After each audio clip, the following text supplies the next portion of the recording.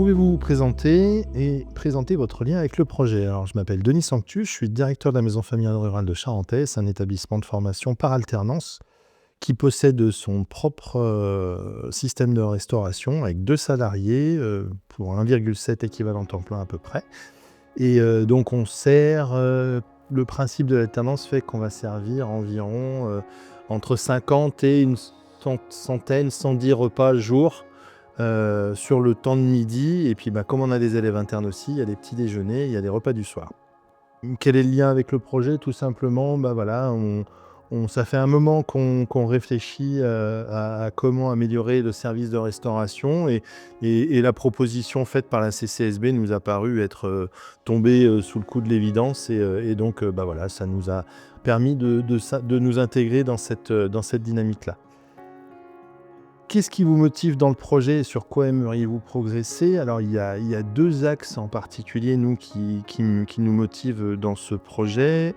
Le premier, c'est que j'ai une équipe, j'ai ma maîtresse de maison, la salariée principale et qui pilote à la fois la cuisine, les achats, et cetera, qui est en fin de parcours, qui est en fin de carrière professionnelle et qui s'épuise un petit peu aujourd'hui dans son poste, à essayer de trouver des nouveaux fournisseurs, à essayer de trouver des nouvelles approches, des nouvelles choses.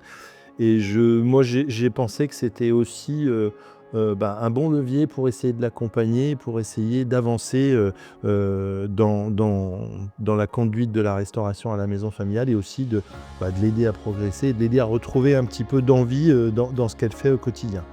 Donc voilà, ça c'est le premier axe. Et le deuxième axe aussi, c'est on accueille des ados entre 14 et 20 ans qui ont la particularité d'être très axés sur le tout prêt, le vite fait, et cetera. Et voilà, dès qu'on propose quelque chose qui sort un petit peu du cordon bleu tout prêt et des frites, voilà, c'est toujours compliqué de les initier à d'autres goûts, à d'autres façons de faire. Et nous, on a cette valeur en maison familiale du bien recevoir et de proposer des choses issues du territoire, et cetera. Donc voilà, on est toujours en décalage avec ce que les jeunes attendent. Et voilà, si on peut arriver aussi à leur proposer autre chose et à leur faire aimer autre chose, c'est quelque chose qui nous intéresse beaucoup.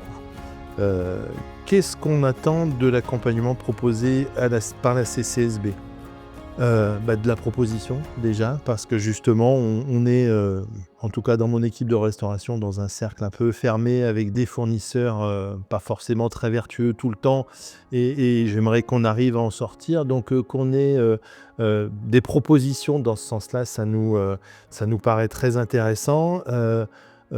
Après, qu'est-ce que j'attends également? C'est le regard de personnes extérieures, de professionnels de la profession, comme on dit, qui vont venir faire le diagnostic. Moi, le diagnostic m'intéresse beaucoup en tant que directeur de l'établissement.